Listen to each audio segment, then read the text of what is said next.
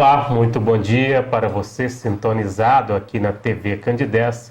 Estamos iniciando mais um programa Espírita Nova Era, uma realização da AME, Aliança Municipal Espírita de Divinópolis, com a coprodução do CEP, Centro de Estudos e Pesquisas Espíritas, também de Divinópolis. Programa Espírita Nova Era, sempre com a mensagem consoladora da doutrina espírita, aqui na sua TV Candidez. Recebendo sempre aqui um convidado, um amigo, hoje nosso companheiro Alexandre Moll.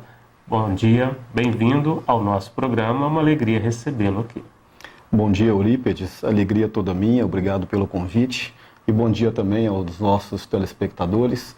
É sempre um prazer estarmos aqui no seu programa, no nosso programa, né, digamos assim. Sim. Hoje iremos conversar sobre a vida no mundo espiritual.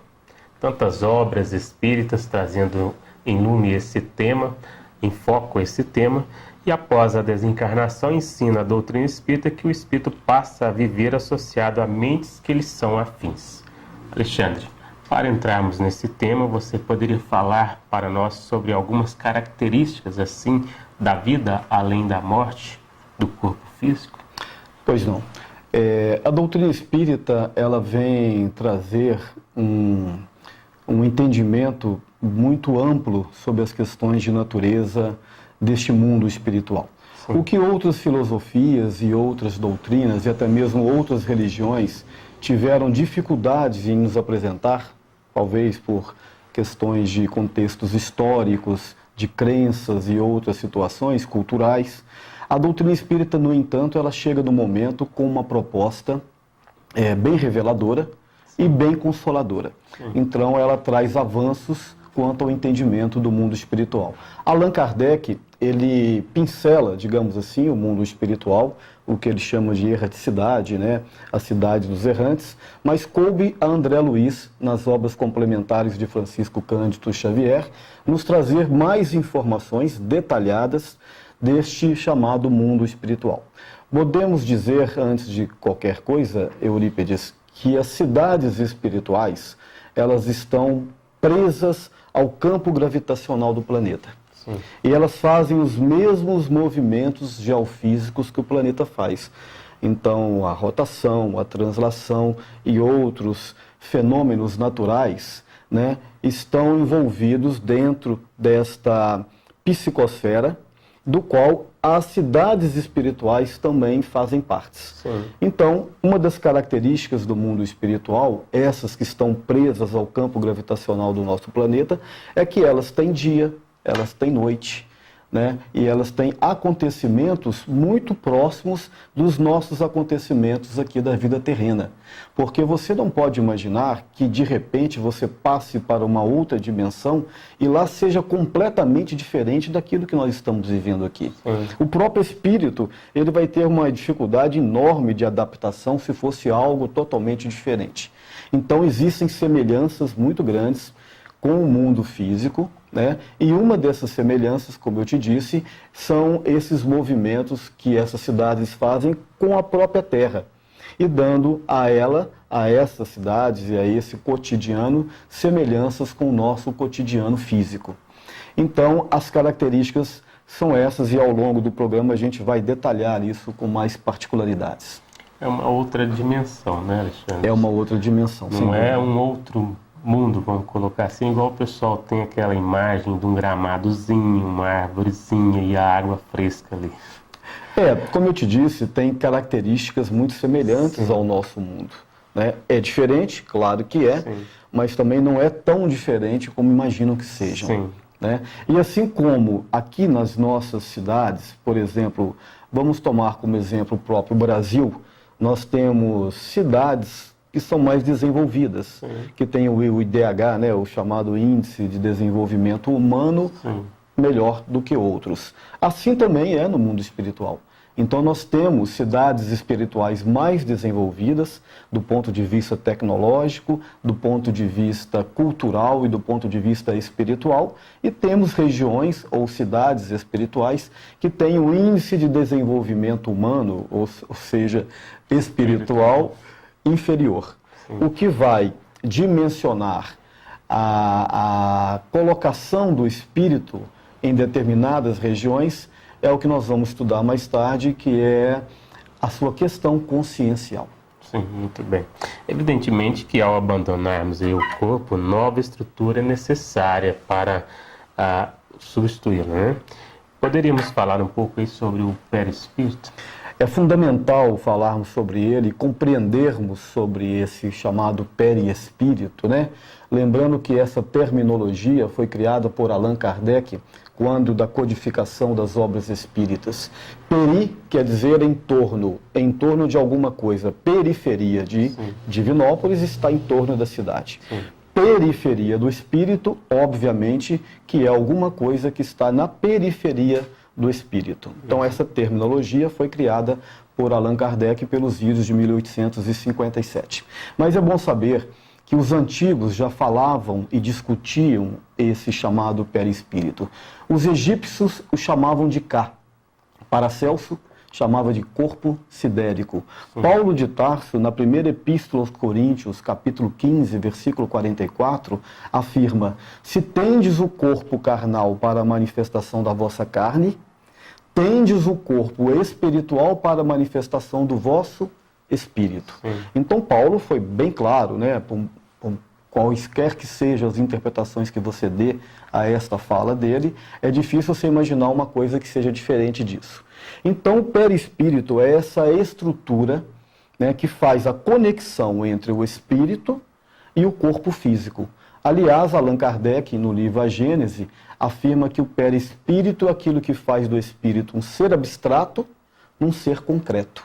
Ou seja, o perispírito é que dá roupagem ao espírito. E ele faz, então, a conexão entre o espírito, este perispírito, e o corpo físico, quando o espírito está encarnado.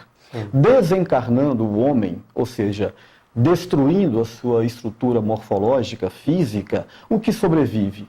É exatamente esse perispírito. Ele sobrevive para quê? Para exatamente aquilo que Allan Kardec afirmou, para fazer do espírito um ser abstrato, um ser concreto. Ou seja, quando o espírito voltar às dimensões espirituais, ele vai se apresentar nessas regiões, do ponto de vista morfológico, através dessa estrutura perispiritual, que, segundo Allan Kardec também no Livro dos Espíritos, na questão 257, é aquilo que vai fazer, é feito de uma matéria sutil, quintessenciada, que vai fazer a conexão entre o espírito e a matéria.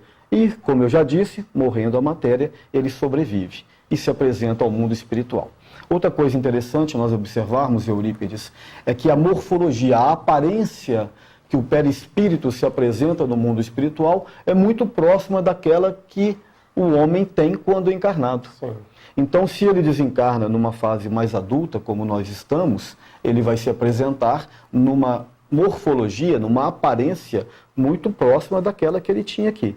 Na fase infantil, na mesma coisa. Na fase mais idosa, a mesma coisa. Mas, evidentemente, esse perispírito, como ele tem uma estrutura plástica, ela vai se adaptando ao meio que ele está. Estando no mundo espiritual, dependendo dessa dimensão espiritual, através do poder da própria mente, o espírito vai dando a ele outras características. Ele pode rejuvenescer-se, ele pode envelhecer-se de acordo com a mente do espírito. Para quem conhece as obras de Chico Xavier, e eu creio que a maioria dos nossos ouvintes conhecem, vamos lembrar daquele homem chamado Emmanuel, que é o mentor do Chico Xavier.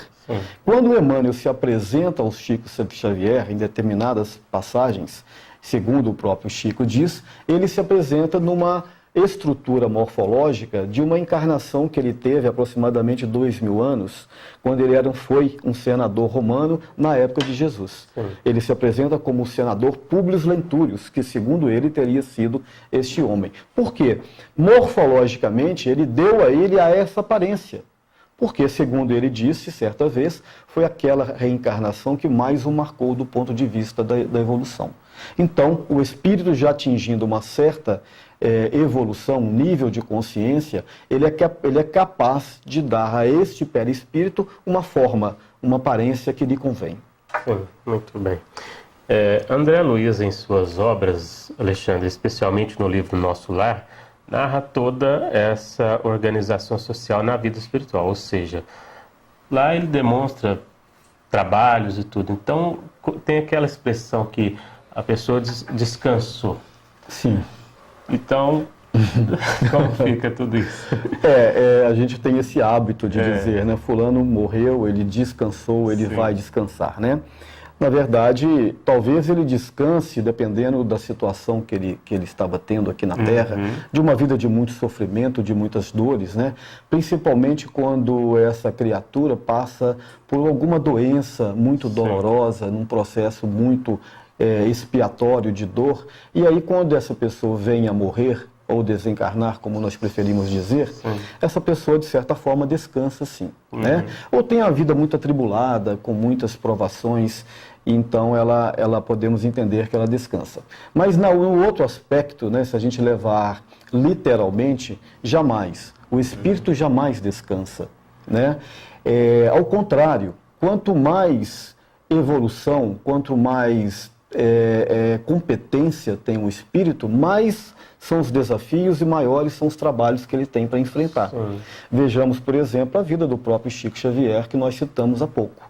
Né? Um espírito que já atingiu um certo nível de espiritualidade, pelo menos muito melhor do que o meu, né? Mas que veio à Terra com uma missão difícil, com muito trabalho. O Chico, por exemplo, escreveu 419 obras, além de tantas outras coisas maravilhosas que ele fez. Agora vamos ver Jesus, por exemplo. Alguém pode imaginar, poxa, Jesus é um ser iluminado, um espírito crístico, né? Então, ele está descansando no mundo espiritual. Absolutamente, ele está trabalhando. Tanto que esteve aqui conosco aproximadamente 2000 anos, dando testemunho do seu amor, né, encarnou entre nós. Então, no mundo espiritual, o espírito jamais vai descansar. Principalmente aqueles que têm uma capacidade intelectual e uma capacidade moral bem desenvolvida. Quanto mais capacidade ele tem, mais trabalho ele tem do outro lado. Vejamos a própria vida do Emmanuel, que nós acabamos de citar. Né? O Chico trabalhando aqui no mundo físico e o Emmanuel trabalhando no espiritual, ambos trabalhando juntos. Então, quando a criatura desencarna, por isso que nós espíritas usamos essa terminologia, sair da carne, e o espírito volta à dimensão espiritual através desse chamado perispírito que nós abordamos anteriormente. Quando ele chega ao mundo espiritual e ele se adapta novamente a esse mundo espiritual, lá tem muito trabalho a ser feito. E trabalhos muito semelhantes ao que nós fazemos aqui. Estudos, trabalho na área da caridade, trabalho na área da intelectualidade, trabalho na área da educação, trabalho na área da religiosidade, trabalho na assistência aos que estão encarnados, trabalho na assistência dos que estão desencarnando, trabalho na assistência dos que estão obsediados. Enfim, o trabalho do mundo espiritual é muito mais efetivo do que no mundo físico, só que ele tem uma outra característica, ele é voltado para o bem, exclusivamente para o bem. Nós vamos ver nas obras do próprio Chico Xavier e também de outros autores espíritas, narrações de coletividades de espíritos que vêm em missão na Terra, permanentemente e diariamente. Nós vamos também observar, segundo também essas obras e as próprias obras de Allan Kardec, que nós temos anjos protetores, guias espirituais que permanentemente nos assistem. Aqui, neste momento em que nós estamos fazendo esse trabalho, com certeza nós estamos sendo assistidos por bons espíritos. E por que por bons espíritos? Porque o nosso objetivo, ele é nobre. É levar a palavra espírita, que é uma palavra construtiva, consoladora, aos nossos ouvintes. Então, quando o trabalho é nobre, a assistência espiritual, evidentemente, é nobre. Eu me lembro de uma fala de André Luiz, que ele diz assim: quando o trabalhador está pronto, o trabalho aparece. Vejamos, uma pessoa que está se qualificando, uma moça que está fazendo, né, uma mulher que está estudando, seja licenciatura, pedagogia, sociologia, seja que for na área da educação, né, ela está se qualificando e se preparando para ser uma professora. Né? Então, chegar o momento em que ela concluiu e passou por aquelas fases de aprendizado, ela vai facilitar os seus conhecimentos e auxiliar os estudantes, os jovens e as crianças. Né? E assim também é conosco. Então, no mundo espiritual, principalmente nas cidades mais bem desenvolvidas, o trabalho é voltado para a construção do espírito, para a nobreza do espírito. O trabalho no sentido intelectual e principalmente no sentido espiritual. Com certeza. Tem também aqueles que são os ociosos que não quer saber de nada, né? E já parte daqui já... Sim, mas aí a gente não pode qualificar como trabalho. Se não me engano, no Livro dos Espíritos, Allan Kardec afirma que trabalho é toda atividade para o bem. Sim, né? Justamente. Você não pode dizer que um criminoso está trabalhando. Com certeza. Né? Uma situação, outra questão complexa, né? Exato. Alexandre, sabemos que as cidades espirituais não representam o mundo espiritual na sua totalidade, igual você colocou. Existem outras dimensões? Como o próprio Cristo disse, que há muitas moradas na casa do Pai? Sim, existem várias dimensões. Como Jesus muito bem colocou naquela famosa passagem, há muitas moradas na casa de meu Pai. Se assim não fosse, eu já vos teria dito. Sim. Então, nós espíritas entendemos que essas moradas da casa de meu Pai são também as dimensões espirituais. Você tem alguns aspectos que você pode trabalhar. Você pode entender que essas moradas são a morada consciencial, a morada íntima, que cada um de nós, cada um dos nossos ouvintes tem uma morada consciencial interior. Cada um vive um momento especial. Uns estão tristes, uns estão depressivos, outros estão felizes, outros estão perturbados, outros estão passando por momentos de dificuldades, o que é muito natural, ou seja, nós somos refém dos nossos pensamentos e dos nossos traços psicológicos e dos nossos momentos emocionais. Então essa também é uma morada da casa do Cristo.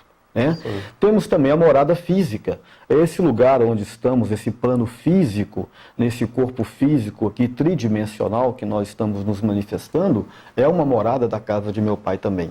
E uma outra morada da casa de meu Pai, lembrando que a casa de meu Pai, nós podemos entender, o Espiritismo entende que é o universo, e essa outra morada são as chamadas moradas espirituais, são os mundos espirituais. Como eu coloquei no início do nosso debate, essas cidades espirituais estão presas ao campo gravitacional do planeta. E são várias nuances, são várias dimensões superpostas. Nós temos, como eu já disse, cidades mais avançadas do ponto de vista espiritual, tecnológico, social, e temos cidades inferiores, que estão em regiões que nós chamamos de regiões umbralinas, que são faixas que estão superpostas de acordo com as dimensões e as frequências dessas cidades.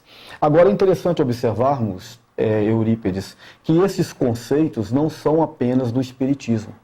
Os antigos já abordavam essa questão, várias filosofias, várias religiões falam sobre essa questão. Os judeus, o judaísmo e depois o cristianismo, porque o cristianismo se funda nas bases do judaísmo, chamam isso de céu, de inferno, de purgatório, que não deixam de ser dimensões espirituais. Então, eu vou recorrer à filosofia clássica dos gregos, vou lá em Platão, quando Platão desenvolve o chamado dualismo platônico. O que ele diz? Que existem dois mundos, o que ele chamou de mundo das ideias, que é o mundo da alma, e do mundo físico, que ele chamou de mundo sensível. E que a alma vem desse mundo das ideias, traz as suas reminiscências, o que nós chamamos de inatismo platônico, que dentro do Espiritismo já é uma base consciencial estruturada em vivências anteriores. E quando esta alma vem para o corpo, para o plano físico, ele traz essas reminiscências. Então Platão já falava. Santo Agostinho, que fundamentou a sua filosofia, chamada de filosofia patrística, também nos conceitos de Platão, e ele só dá a ela uma nova roupagem, uma nova linguagem influenciada pelo cristianismo nascente, pela religião católica. Santo Agostinho vem falar do mundo de Deus, e do mundo dos homens, cidade de Deus. Inclusive tem um livro chamado Cidade de Deus. E ele parte da mesma premissa, que a cidade de Deus seria o mundo espiritual, o mundo da alma, o mundo dos prazeres, o mundo da felicidade. E o plano dos homens é o plano das dores, das experiências, né, da onde você aprende a lidar com certas questões, natureza sexual, do comportamento, das posses, das relações, várias questões. Então, os filósofos antigos e também os contemporâneos já falavam desses mundos espirituais. Coube ao Espiritismo descortinar essa noção de mundo espiritual. Então, segundo a perspectiva do Espiritismo, existem várias faixas espirituais que estão interdependentes e estão interdependentes também ao plano físico. É um lugar onde o espírito estagia entre uma e outra experiência terrena. E nesse lugar, ele também aprende, ele também se exercita, ele também se evolui. E dependendo do seu nível consciencial, ele vai estagiar em lugares espirituais mais desenvolvidos ou menos desenvolvidos. Sim. Nessa questão que você está trazendo, aí eu te pergunto, qual que é o meio, então, mais eficaz de ter acesso às chamadas colônias espirituais sem passar diretamente pelas colônias umbralinas? É uma pergunta difícil, né? Porque é quase que natural que você passe pelas regiões umbralinas. Seria um pouco viva no mundo sem ser do mundo, conforme o Cristo colocou, ou seja, tentar aqui já caminhar? Sim, é complexo, né? E nós temos, ao longo da nossa caminhada, os chamados facilitadores, né? Por isso que nós recebemos tantos emissários do Cristo que vêm em tempos diferentes, em lugares diferentes, trazer conceitos que nos auxiliem no entendimento dessas coisas. Né? O próprio Allan Kardec também podemos entender que ele seja um missionário do Cristo, o próprio Chico Xavier e tantos outros que vieram facilitar os nossos caminhos. Né? O próprio Cristo, através do seu Evangelho. Né? Lembrando que Evans quer dizer mensagem, gélios, anjos. A mensagem dos anjos do qual Jesus foi o portador. Então a grande missão do Cristo é exatamente facilitar a nossa vida, né? E trazer através de exemplificações, caminhos que facilitem as nossas dores e os nossos sofrimentos. Então, para que nós possamos atingir as cidades espirituais, ou pelo menos a nossa natureza espiritual mais elevada, é preciso trabalhar muito o nosso espírito, trabalhar sempre na vertente do bem, como muito bem ensinou Jesus e como muito bem ensinou tantos outros dos seus missionários. Pois bem, importante nós dizermos, Eurípides, também, para que o nosso telespectador entenda, que o que nos projeta em determinadas cidades espirituais é o nosso campo consciencial. Ok? Tem uma fala do espírito de André Luiz, numa das obras trazida por Chico Xavier, que ele diz assim: ao influxo do pensamento contínuo dos nossos pensamentos, estabelece-se em torno de nós um campo psicoeletromagnético, do qual o nosso pensamento vibra em regime fechado, determinando assim o peso específico do nosso perispírito e o habitat que lhe compete. Vamos entender isso. Na visão do André Luiz, e que eu particularmente concordo, à medida que você está aqui, vivendo na carne, trabalhando no seu cotidiano, você comete várias ações. Sim. Todas as nossas ações são precedidas de pensamento. Então, quando você pensa em fazer determinadas coisas, você está frequencialmente vibrando esse campo que ele chama de um campo psicoeletromagnético.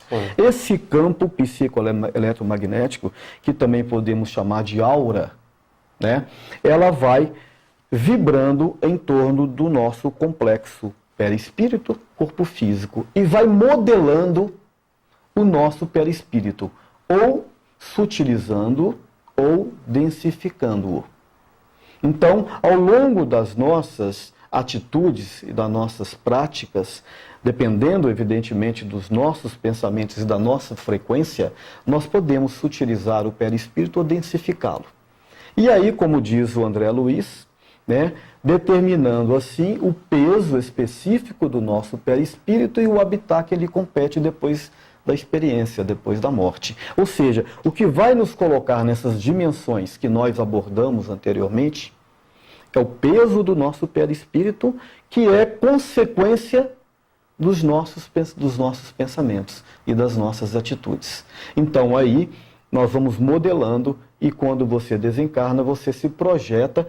Aí essa passagem para o mundo espiritual, né, pelas chamadas regiões umbralinas, ela depende basicamente daquilo que você fez e daquilo que você foi.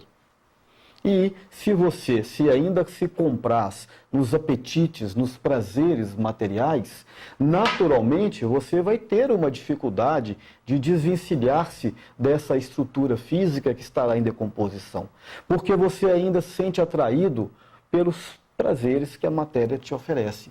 Por isso é muito importante nós vivermos uma vida de equilíbrio, na medida do possível, na questão sexual, na questão da alimentação, na questão dos vícios e principalmente nas relações, né? Na questão moral, no aspecto espiritual, porque tudo isso vai influenciar nessa sua passagem para a dimensão espiritual. Então, por isso que Jesus trouxe tantas informações e tantas exemplificações, exatamente com a proposta de nos auxiliarmos para que nós possamos aprender ao máximo e viver o melhor possível, alinhados, né, se possível, com as leis de Deus e com as leis que Ele ensinou. Isso facilitará, com certeza. Nesse quesito que você está colocando o perispírito, dá para compreender um pouco a fala de Jesus, então, que meu fardo é leve e meu jugo suave. Exato. Porque aí é o que realmente nós iremos caminhar daqui, né? Muito bem colocado, você foi muito feliz na sua colocação, é mais ou menos isso mesmo. É. Bom, nós chegamos aqui ao final do nosso programa, um bate-papo super gostoso aqui com o nosso amigo Alexandre, trazendo à tona aqui para nós esse esclarecimento que a doutrina espírita traz sobre a vida no mundo espiritual, que é a vida que nos aguarda, né, Alexandre? Na condição que cada um vai se programar para sair daqui. Exatamente, que nós possamos trabalhar para que seja uma boa vida, né? Isso, é aqui neste momento melhorando para chegar de lá numa condição melhor, nessa outra dimensão. Alexandre, nosso agradecimento. Que Jesus o abençoe e que tenhamos outras oportunidades de poder conversarmos aqui. Eu que agradeço o convite e deixo a todos um grande abraço. Obrigado mais uma vez. Nosso agradecimento a você também pelo carinho da sua audiência. O programa Espírita Nova Era, todo sábado, aqui pela TV Candidez, às 9h30. Um bom dia, até o próximo programa.